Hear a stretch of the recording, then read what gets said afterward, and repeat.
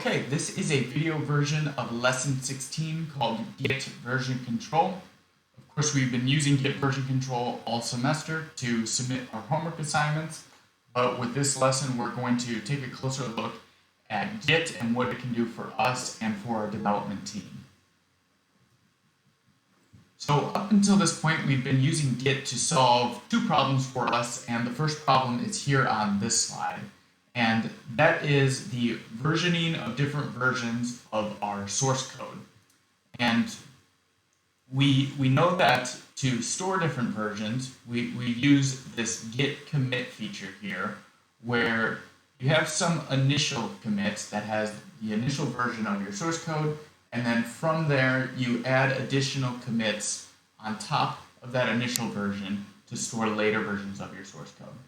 And there's two important things about this. One is at any point in time, you are able to use Git to go back to a previous version of your code if you need to. So because it has that history, you are able to go back. And the second important thing here is that Git only stores changes within the commits. So only the changes from this version of the code and this version of the code are stored in this commit. Okay, this is somewhat analogous. This whole thing of versioning your code is somewhat analogous to this do-it-yourself methodology over here on the left. And with do-it-yourself, for example, if you're writing a term paper, you might have a rough draft of that term paper, and then you have a version 2 and then version 3, and then you have your current version, and then you have the version you think you're going to submit for the term, and so on. And so you have these different files with these different versions, but the thing about this is that each version of your term paper gets copied and duplicated when you produce the next version of your term paper. You are copying all the contents of your file every time you want to create a new version. So there's an important difference between that here, because Git is only storing changes, and this you have to duplicate and modify. So Git is more space efficient, is what we would say. Okay. The second problem that Git has been solving for us is that it's been serving as a backup system for our source code. So we've seen that we can change our code on our personal computer and commit that code and then push it up to a remote repository where it can live and be safe. And in particular, our remote repository is Azure DevOps, but you could use other systems, or you could use just another computer. But ideally with this paradigm here, so the paradigm's local repository versus remote repository, is that your remote repository is somewhere safe that your code can live indefinitely, and your local repository is where you like to work, where you actually pull the code down, make changes, commit those changes, and then push it back up to the safe zone of the remote repository. Okay, so that's our using Git as a backup system. And some terminology here on the left here. Push, we've used push, uploads all the local commits to the remote repository, so that's a push. Pull downloads all remote commits from the remote repository onto the local repository. So I don't know if we've used pull, but we've definitely used clone, where you copy the entire repository from a remote to your local machine. Pull is just pulling the commits on the remote repository that you don't have yet on your local repository. And we'll see here in the next slide how that can happen. And then there's one more command here we'll mention, which is fetch. And fetch checks if there's any differences between the commits that are stored on the remote repository versus on the local repository. Okay, so those are three basic Git commands. And now we want to solve a new problem with Git.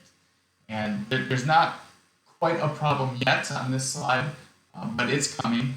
And that is when you have a team of developers that are working on the same software product or same source code, and we want to be able to share different versions of the code with different people. So all these different developers are going to have their own machines, their own work environments, and they're all going to have their own local Git repository of the same source code, but they're also going to be synchronizing with a single remote repository so that developer A makes a commit and pushes the commit to the remote repository. Developer B is able to pull and get those changes and see what developer A did, and developer C is able to do the same thing. So we have a team trying to synchronize their software code on one Git repository. Okay, another slide here saying the same thing as the last one, except with some code that we can look at as an example. So we have this code here. So this is the calculate word count method from our talk on extension methods. And here we have the remote repository that has this version of the code, this version of the method, and we have developer A who also has this version of the method, right? And the idea is developer B can clone the remote repository. They can make their change to the code. So here they made a small change to improve this method, and they commit this change and they push it to the remote. And after they push, developer A is going to need to pull in order to get the latest version of the code. Okay, so that's the mechanism here.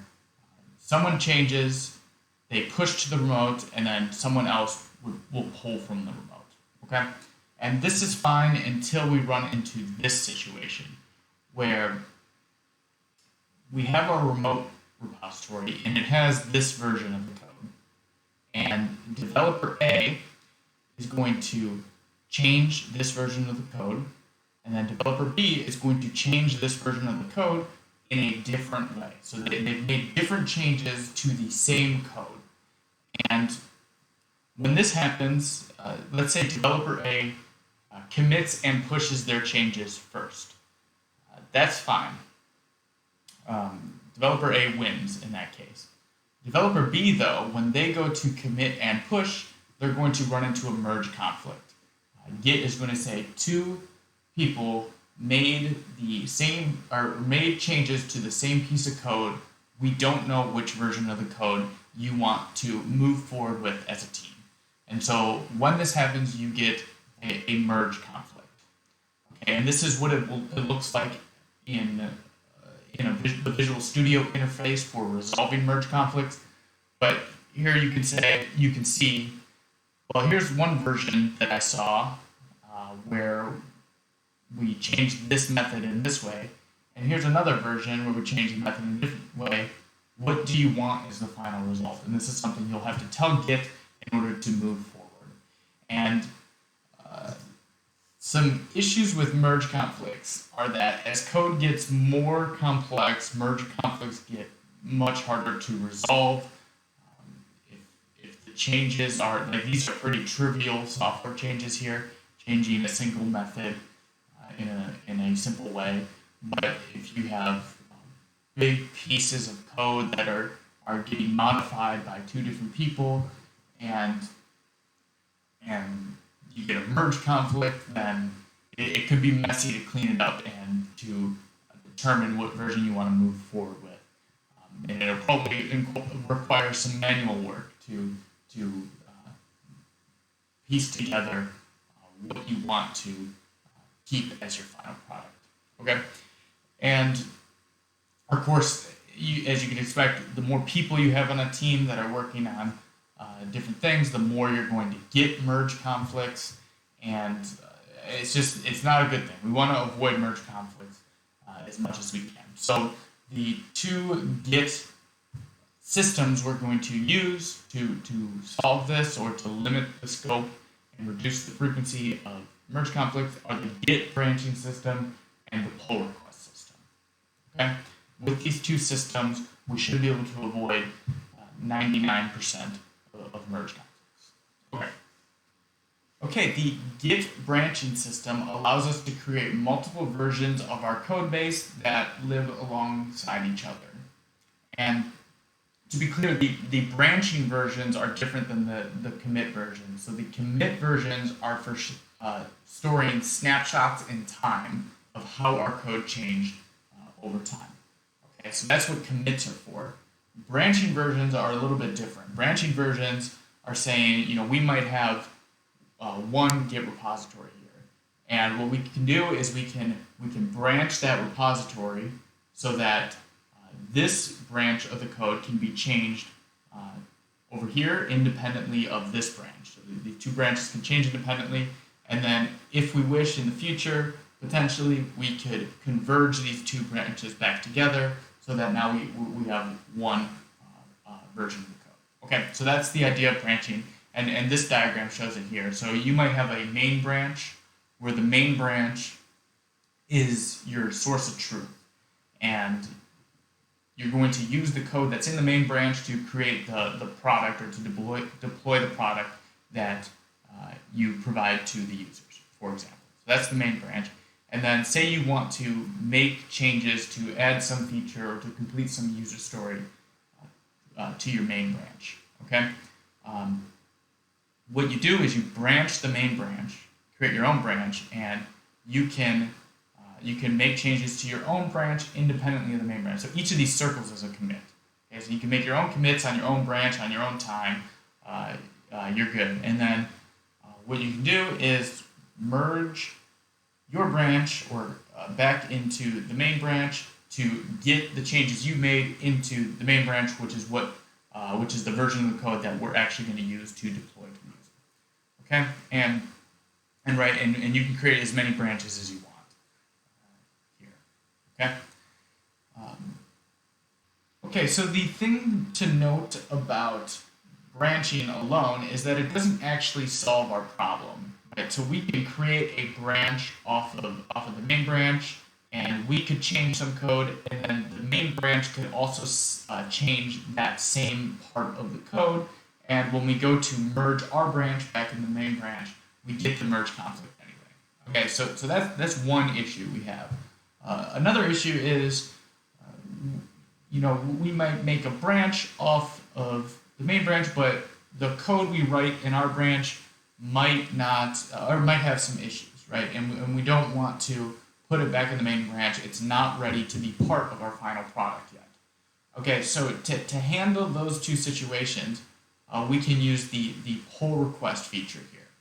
Okay, the pull request gives the team an opportunity to review changes before they go back into the main branch. So the idea is that you've created a branch, you've done some work, you're ready to complete this user story or add this feature to the product, and the onus is on you to create a pull request and say, hey, rest of the team, I want to get the changes I made back in the main branch.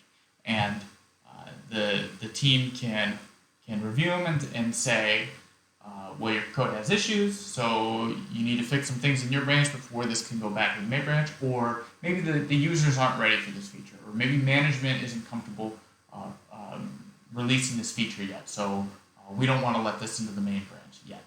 Or, ideally, the changes are all good, and you can do the pull request. Everyone approves the pull request, and then your branch is allowed to funnel back into the main branch. Okay, so that's the idea of pull requests.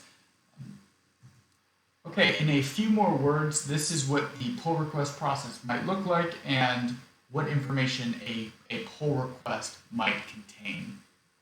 Now, of course, different development teams will have different standards for what should be part of a pull request, but for the purposes of this course, I'm going to propose that our pull request has the following in it. Okay, so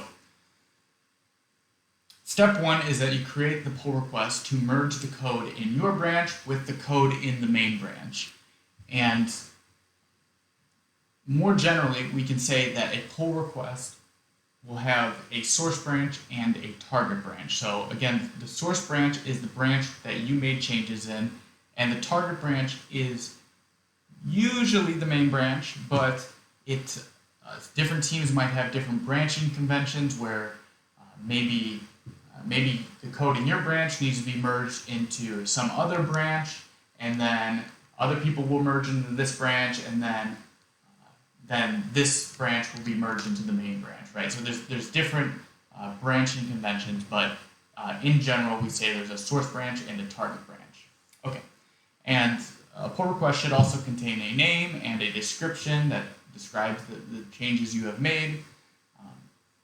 And then a pull request might require an approver to approve the changes you made. And this could be kind of corresponding to a code review process where you have different developers looking at your code and determining if there's issues, either not following conventions or there's some security flaws in some code you've written, or maybe you just could have done something a little bit better, right? So this is the code review process, and you can enforce this in Azure DevOps. That in order for code to get in, someone needs to approve it. And it also just generally this process, even if the code is beautiful and looks great and it's approved and it should be put into the main branch, it might be a good idea to do this anyway, just for knowledge sharing. Like a reviewer might say, oh, by the way, you could do this instead in your code, and you can collaborate and learn in this way. Okay, so that's the approver, and then this last thing here is a pull request. It might be required that a user story is linked to the pull request. The idea being that, for one, you can associate which user story is associated with which code changes, which could be useful data to maintain.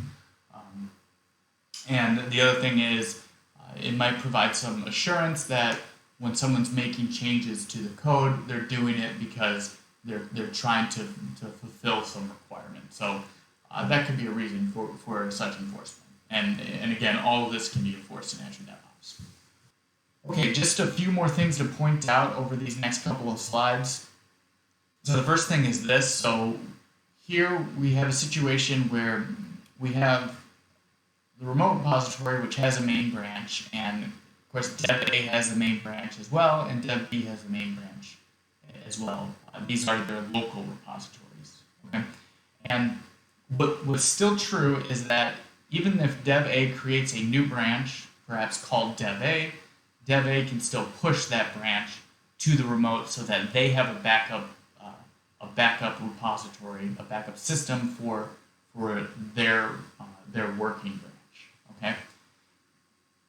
And what's also true is that if dev A pushes the dev A branch to the remote, then dev B is also able to pull the dev A branch down to their local repository, and they can view dev A's branch. Okay, so the idea is all branches are accessible everywhere to everyone. Okay. Okay, and some best practices to consider with this is on a team, it might be best if no one directly makes changes to the main branch. Okay, so here no one's changing the main branch directly. They're creating their own branch, and then through the pull request process, they merge it back into the main branch. Okay, so that's a good practice for working on a team. Of course, if you're working by yourself, you can do whatever you want. You can just commit directly to the main branch, as we've been doing all semester. Okay, so that's one best practice. And the other best practice is that only one developer should directly make changes to a given branch. So essentially we're saying, if I'm dev A and I created a branch in dev A, it would not be cool for dev B to be going into dev A's branch and changing it. Because then we're going to get the merge conflict situation all over again. So that's a good practice to go by only one person directly changing a given branch. read-only access is fine. If dev B wants to just read dev A's branch, that's fine. Okay, so just wanted to mention those two things. Okay, just one more idea I want to point out here, and that is the difference between Git versus GitHub and Azure DevOps. Okay, so these are different things, and Git is the underlying version control system. So things such as commits and pushes and pulls and fetches and branches, those are all part of the Git version control system. That is how Git stores different versions of your code. Okay, so that's the underlying system, and Azure DevOps and GitHub are both services that are built on top of version control systems. Okay, so these services here, so we'll use Azure DevOps for example, allow for some additional features. So Azure DevOps, for example, allows me as an instructor to go into your commits and add comments on different lines of code. Okay, so that is an additional service that we get because our Git remote repository is in Azure DevOps. Another additional feature we get is the fact that Azure DevOps is in the cloud, so our remote repository is highly reliable, right? So Git doesn't actually care where the remote repository is. It could be at a server down the block, but the fact that Azure DevOps puts the remote repository in the cloud provides some more reliability. Okay, I guess another example might be linking user stories to pull requests, right? Because user stories are part of Azure DevOps and not part of Git, that link there is enabled because we're using Azure DevOps on top of Git. Okay, so with all that, the following two statements are true. You can use Git without using GitHub, and you can use Git without using Azure DevOps. And it's also true that you can use Azure DevOps without using Git. Okay, so to show that visually, we have this. So Azure DevOps is the service, and with the service, you can use the Git version control system, or you can use this other version control system, which is called Team Foundation Version Control System. And this is a version control system that Microsoft made. It is slowly getting replaced with Git. I would say Git is the kind of the industry standard. You'll see, but there are other version control systems out there. GitHub, I'm not sure you can use anything other than Git underneath it. I mean, it's called GitHub, so. But I just wanted to spell out that there's a difference between these two things because sometimes these names get conflated here. Okay. Yeah, if you don't believe me that you can use a different version control system in Azure DevOps, if you go to create a new project, you can select your version control system here, and I instructed you to all select Git, and I believe Git's the default, but in theory, you could also go and click this drop down and select a different underlying version control system. And if you do that, then you won't have things such as commits and pushes and pulls. You'll have whatever mechanism that version control system likes to use. Okay. So now with that, we will move to a exercise. Okay, so here is the following exercise, and the goal of this exercise is to use the Git branching system and the pull request systems to make a change to a software product in a controlled way. Okay, so what we will do for this exercise is the following steps here. So the first thing we're going to do is clone this repository onto our local machine. Okay, so copy that, and in Visual Studio, we will paste the link here, and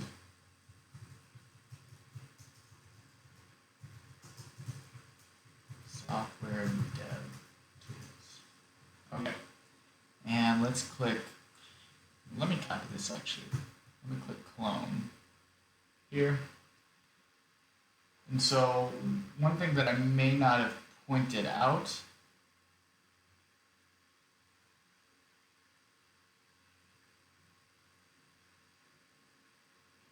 so here it's downloading the repository from the remote onto our local, but our local, so this is a hidden file. So here I go view, show, by default hidden items are off. So when hidden items are off, you don't see this. You don't see what those two folders that were just there. But when we turn it on, we show hidden items, we can see there is a hidden folder called .git. So this is where Git is storing that commit information, and all the things that make this folder a Git repository are made possible by this hidden item, this .git folder. Okay, so now let's look at this app. So this is the lecture date app, and it generates all the dates of all the lectures for a class in a given semester. Okay, so if we look at the properties, so let's look at the input here. So it takes in arguments through the command line, and so here the arguments are the following. We have software dev tools, we have the start date of the course, the end date of the course, the schedule of the course, and then any holidays that occur or days off that occur throughout the semester. So here we have Martin Luther King Day here, and here we have spring break. Okay, so we're providing these pieces of information, and what this app does, if we run it,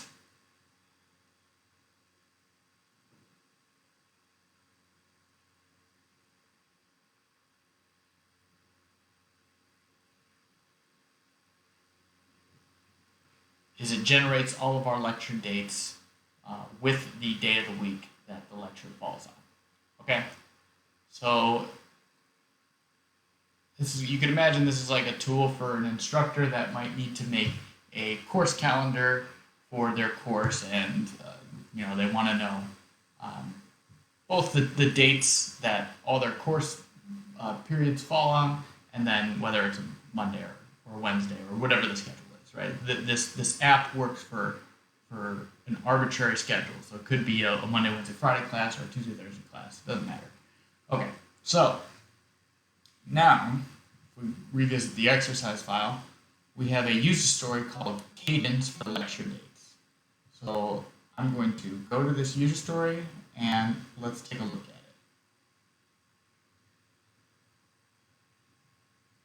at it. Okay, here it is. So user story says, as an instructor, I want to be able to associate a course cadence with my class periods so that I can plan to chunk content in modules according to the cadence. Okay, so here's an example cadence. So lesson times 3, quiz/lab, and then lab. Okay, so we do 3 lessons in a row. We do half quiz, half lab, and then we do a lab. And this is the cadence we want to associate with all of our lecture dates. That's what this user story is asking for. And here, so here's the acceptance criteria. It's showing the screenshot and saying on each of these rows, I want the whether this day is a lesson or a quiz/lab or just a lab. Okay, so this is the feature we want to do, and before we start coding it, maybe we want to assign some story points to this story. So I'm going to give it a 2. Because if I'm doing it live on a video, then it's probably not going to be true. Hopefully. And I'm going to give it a corgi for my custom unit. Okay. And so now what we can do is in the board section, we can take cadence for lecture dates, we can assign it, and we can move it to the active stage. Okay? Okay. So now what's next? Next, okay, so we did that. We assigned user story and put it in the active lane. Now we want to configure the repository in Azure DevOps to protect the main branch. Okay, so this is just some configuration I want to set up. So as of right now, I could take this I could modify this code, commit and push it, and if you see here in Visual Studio, I'm on the main branch. So right now I'm allowed to directly change the main branch. And I guess here let's show that. I'm just gonna put some change.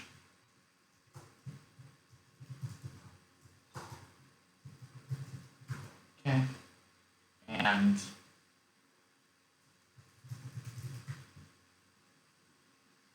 right, should work exactly as it has all semester.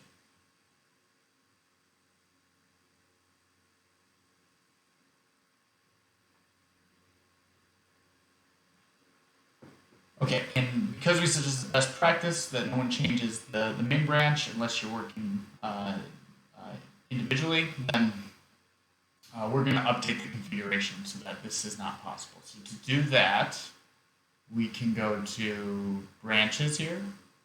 Here we have main, and we can click on the ellipse and say branch policies. And we want to say require a minimum number of reviewers. I'm going to do 1. And I'm also going to checkbox this just because I'm on a video. So require a minimum number of reviewers, and then check for linked worked items. So this is going to require that a user story is associated with the pull request. Okay, so now we've added our branch policy, and what should be the case now is that if I want to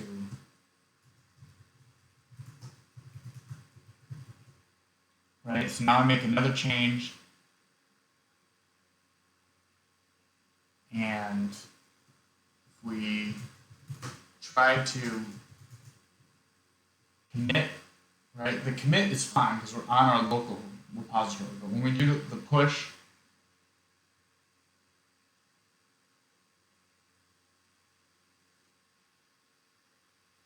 okay, the push will fail, and it says see output window for details. I wonder if we can find those details.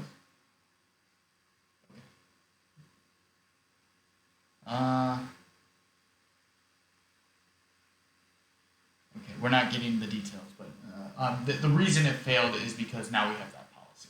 All right, so now to create our own branch, we can right-click here and do New Branch. And I could put my name for this branch, but it's also not uncommon to use the story ID. So the story ID for this is 13 as your branch name. Okay, so user story 13. And so create that branch. And so now we're on user story 13. All right. And so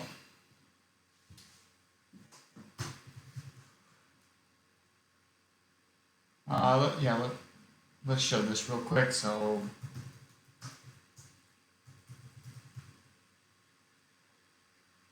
now in Azure DevOps, if I go to Files,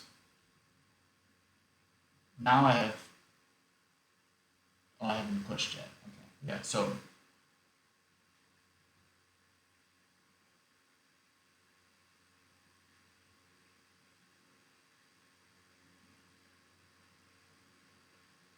so now I've pushed that branch, and if we're looking in the main branch, you'll see we have this comment here.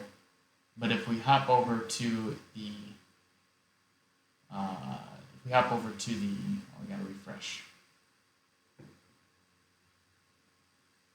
So main branch has that comment. If we hop over to the other branch, we'll see that comment's removed in this branch. Okay, so. All right, so with that, let's write the code for this. So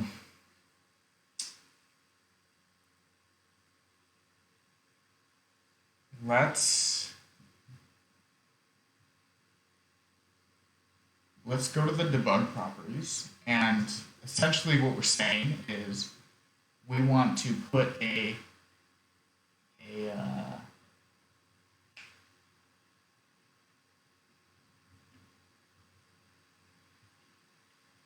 cadence that looks like this as an additional thing we can give to our program.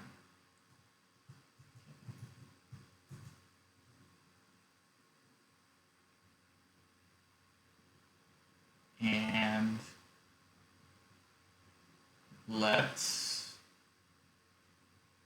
we should get,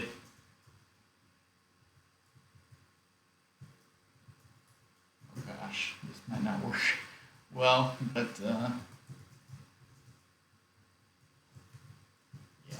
So I'm not going to implement this in the nicest, most robust way possible. I'm just going to kind of put something together here. So it's a string.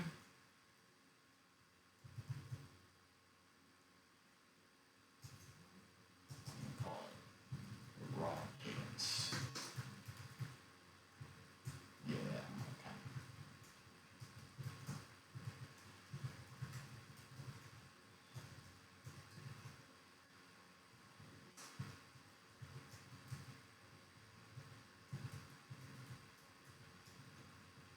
Okay, and let's see. Make sure that's working.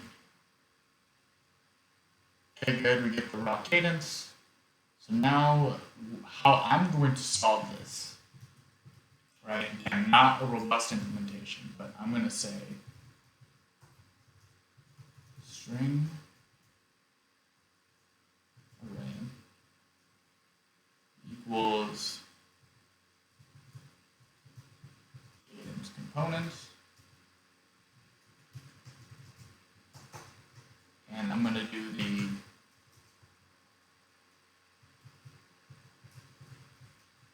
split at the comma. Okay. And what I'm going to do now is I'm going to create a list, cadence schedule,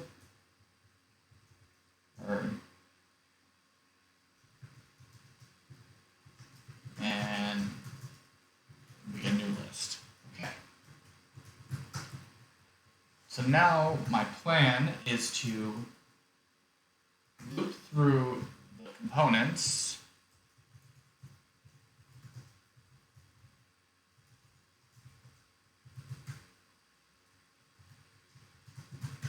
and I want to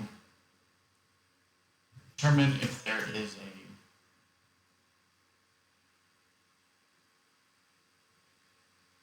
I want to determine if there's that X in there.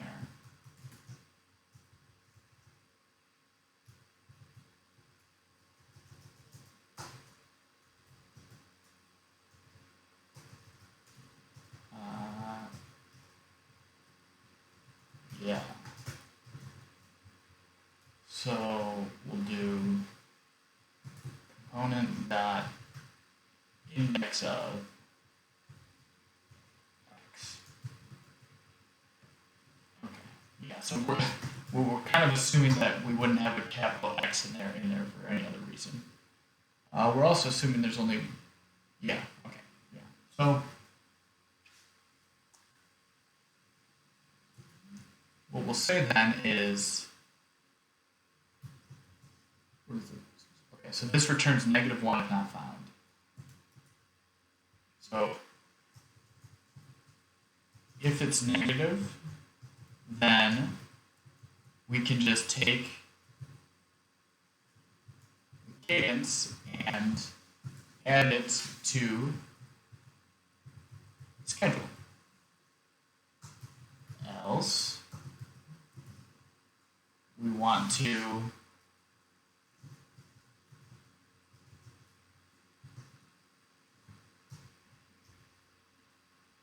determine how many times we have to add it, so int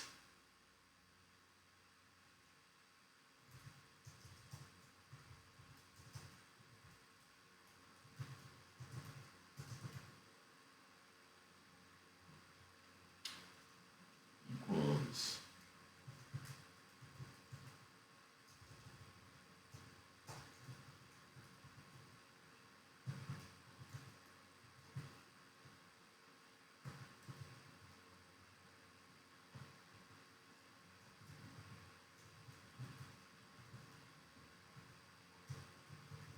something like this. Maybe we have to do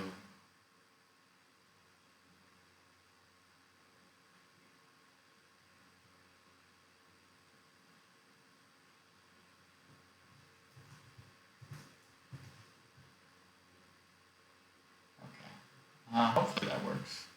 And then we can do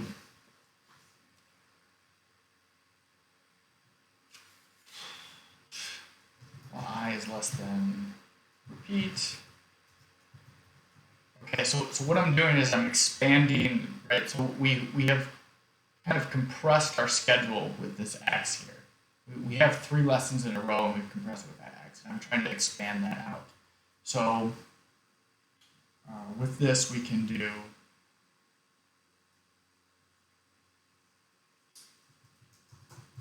cadence schedule dot add, and we want to add the component.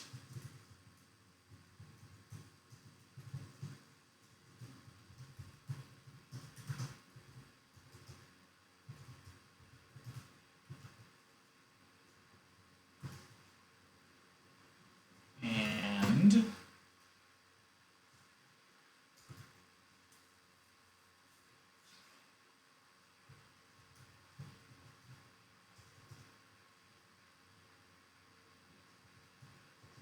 let's do it like this.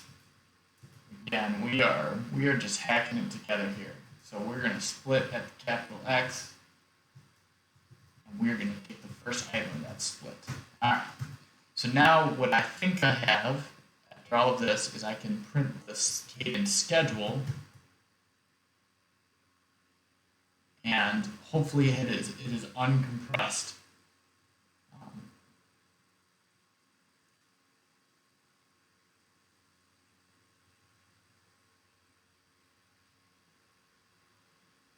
Oh, yeah, so the X index plus 1, because we should have a number after the X.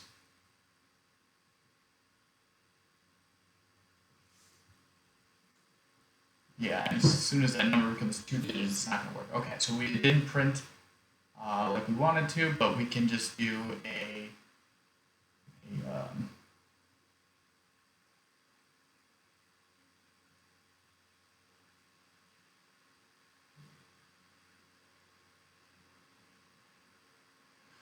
let me find let me copy paste something. I think it was lesson 12.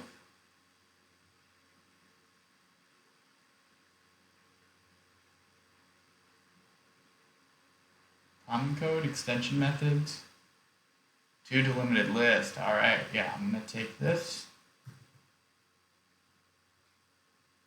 All right, good. So now we can print to cadence schedule. Right, I'm just doing this print just to make sure I did it right.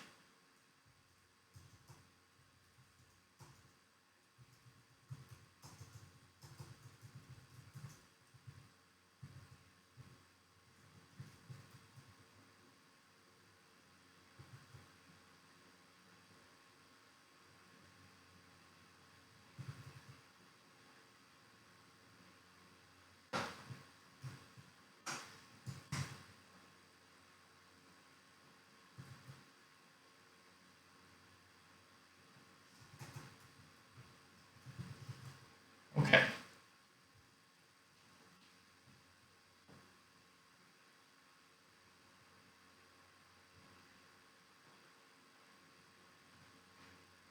All right, good. So you see this is uncompressed now.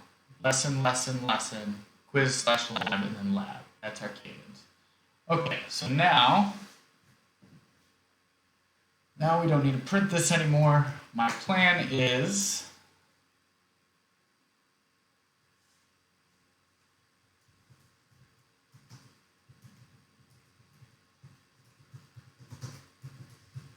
right, so we have our for loop, and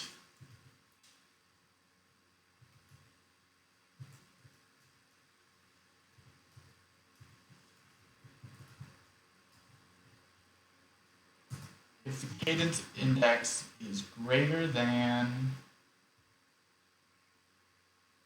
or equal to the cadence, so we got to make this available. You know what? At this point, we'll just assume we have the input we need. Okay. So if the cadence index is greater than the cadence schedule dot count, then we reset the cadence index to 0. Otherwise,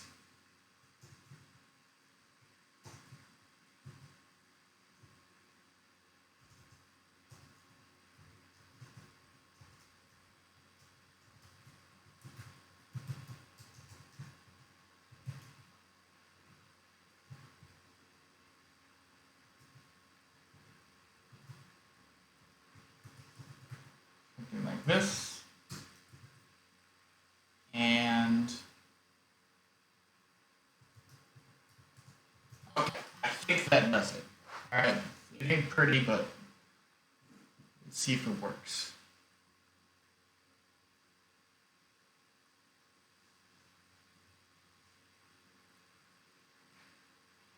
Yep, okay, so lesson, quiz/lab, lesson, quiz, lab. Okay, so it seems to be working, and it looks like the last day of the course will be a quiz/lab. Okay, so there's that.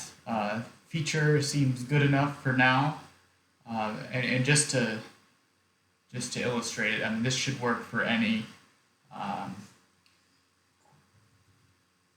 cadence. So let's add test, and let's do 4 lessons, right? It should work for any cadence.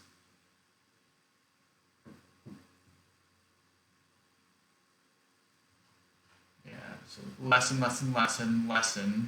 quiz, lab, test, and then repeat. All right, good. So now we've completed this feature and we want to push the branch. So implemented cadence. And we push.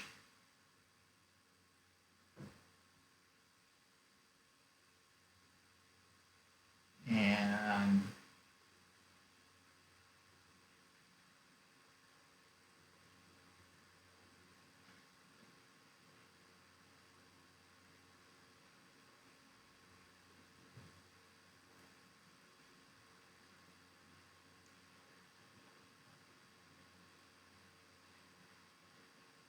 okay, the code seemed to make it, and we want to do, so we have this branch, and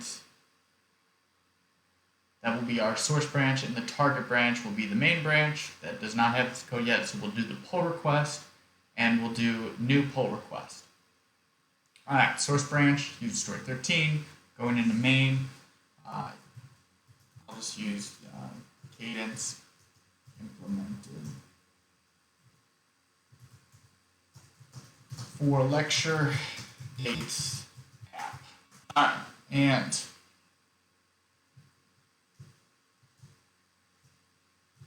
I'm just going to stop. See user story 13. Okay, reviewers. Well, here, let's try to just create it like this. Let's create it without a reviewer and without linking work items. So create it. Okay.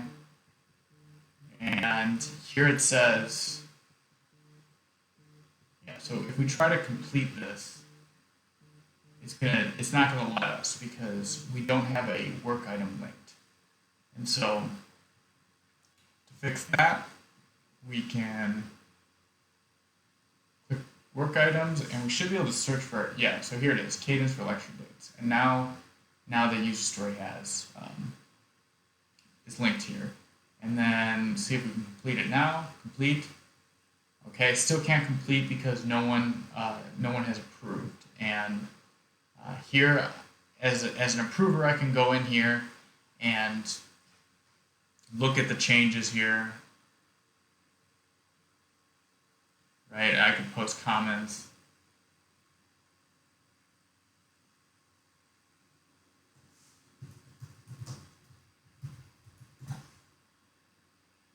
Okay. And I can approve, and now that it's approved, we should be able to complete. And here's an interesting thing. So it, well, I don't actually want to complete this now that I think about it, because I have to do this again.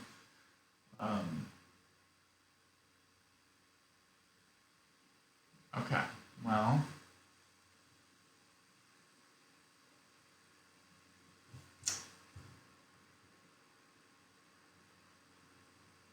Screw it, I'll complete it anyway. Okay, so complete, and it's going to delete the user story 13 branch, not the user story, but the branch, once I complete this merge. Okay, and so now the pull request is completed, and if we go to files, so there is no more user 13 branch because we're done with that branch. We just merged it into main, so we don't need it anymore. And if we look, our code is now in the main branch. And additionally, if we look at the commits, we can see that there is a pull request that was merged. So here you can see that diagram. We created a branch, and we did things on that branch, and then we merged it back with our main branch. Okay. And lastly, if we go to boards, we can see that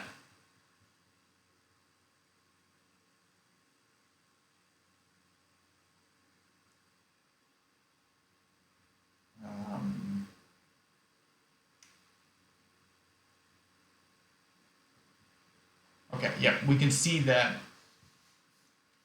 this automatically got moved to closed. I mean, really, ideally, it should probably went to the resolve phase. And then at this point, the product owner or the tester would test this feature, and then it would go to the close phase. But that's kind of what the life cycle of getting a user story, creating your own branch to complete that user story, and then bringing that functionality back in with the main product. Okay. All right, that's it for lesson 16.